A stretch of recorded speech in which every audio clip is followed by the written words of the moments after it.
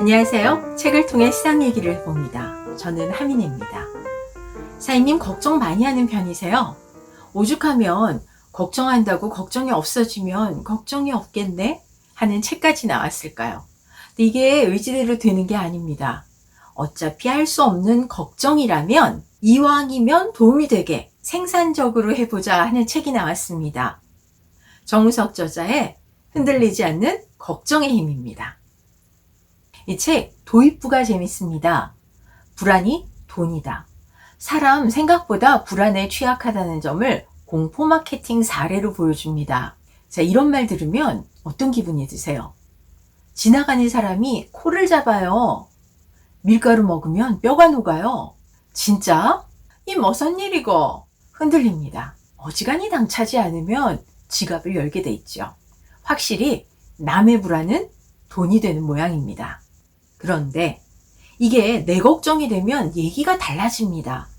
미래의 불확실성과 불안을 적절하게 대응하지 못하면 이 생존 자체가 위협을 받게 되거든요. 개인이건 기업이건 마찬가지입니다. 불확실성에 대처하지 못해서 무너진 기업 꽤 됩니다. 대표적인 게 노키아인데요. 매트릭스에도 등장했던 휴대폰 회사였죠. 휴대폰에서 이 스마트폰으로 진화하는 과정에서 OS는 무엇을 쓸 것인가, 디자인은 어떻게 해야 되나 우물쭈물하다가 사라져 버렸어요. 사실 걱정이란 불확실한 상황에서 드는 부정적인 생각에 어떤 이미지가 연결되는 겁니다.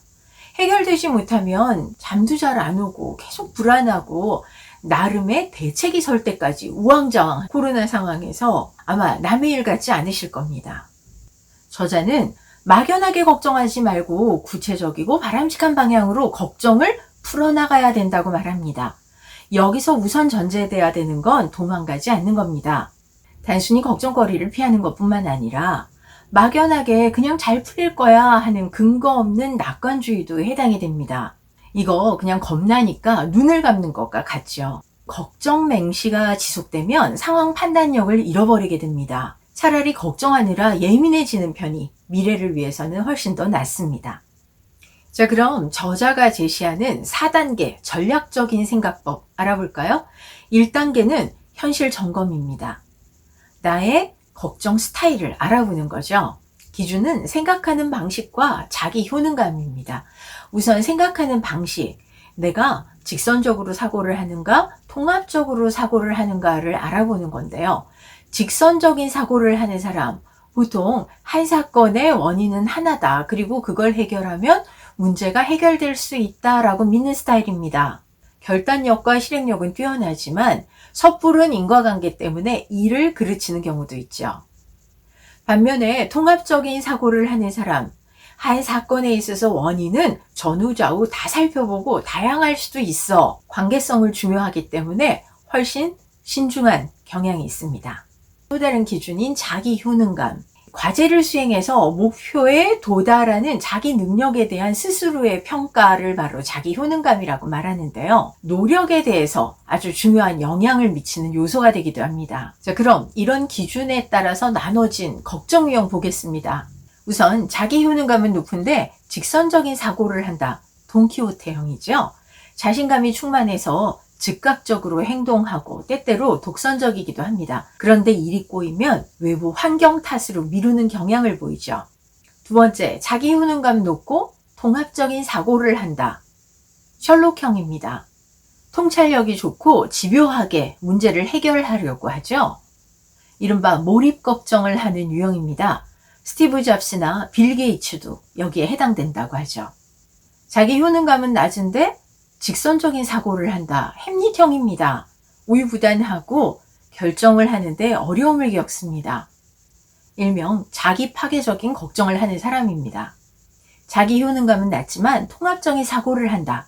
아인슈타인 유형입니다. 자신에 대한 신뢰가 부족하다 보니까 불안감이 높습니다. 완벽주의적인 성향도 있어서 스스로를 계속 볶는 경향이 있죠. 일명 가면증후군에 해당되기도 합니다. 사인님은 어느 쪽에 해당되세요? 자기 효능감을 높이고 통합적인 사고를 할수록 생산적인 걱정을 하기가 쉬워집니다. 두 번째 단계는 상황 파악입니다. 어떤 걱정을 하고 있나 알아보는 단계인데요.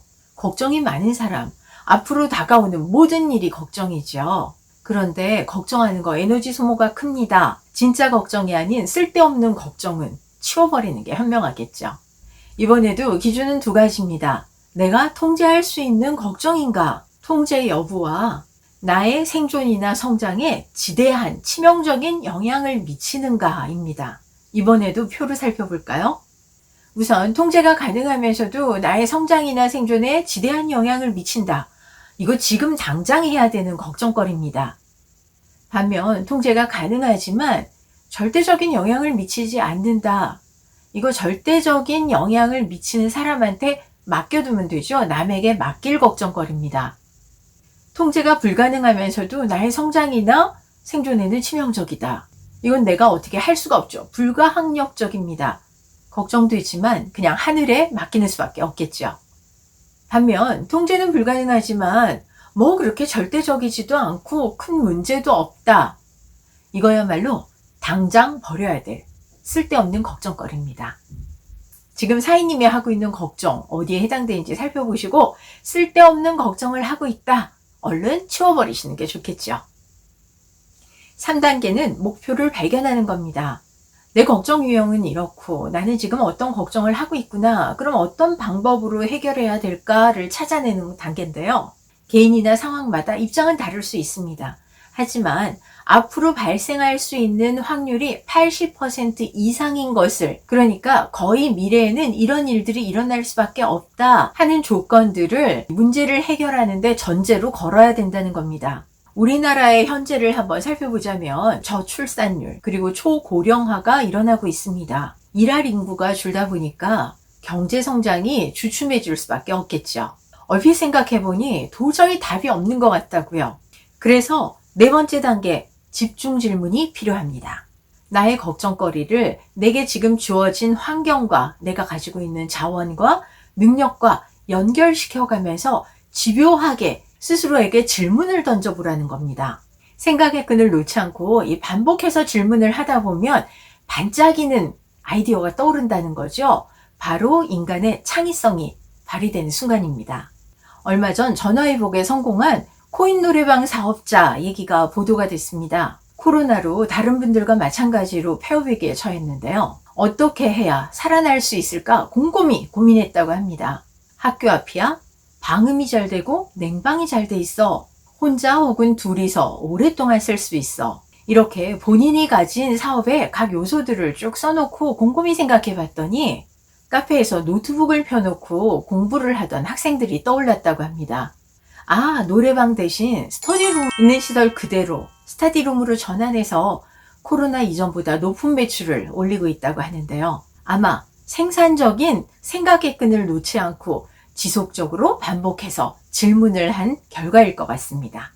책 흔들리지 않는 걱정의 힘은 체계적이고 전략적으로 걱정했을 때 얻을 수 있는 것들을 제시합니다. 개인적으로는 너무 걱정하지 마, 다 잘 될 거야 하는 막연한 위안보다 훨씬 현실적인 도움을 얻었다는 생각이 듭니다. 지금 불확실한 미래에 대한 걱정이 있으시다면 한번 일독해 보실 것 추천드립니다. 오늘 영상 재밌으셨어요? 걱정에 대한 사인님 댓글 기다리겠습니다. 저는 더 좋은 영상으로 곧 다시 찾아오겠습니다. 고맙습니다.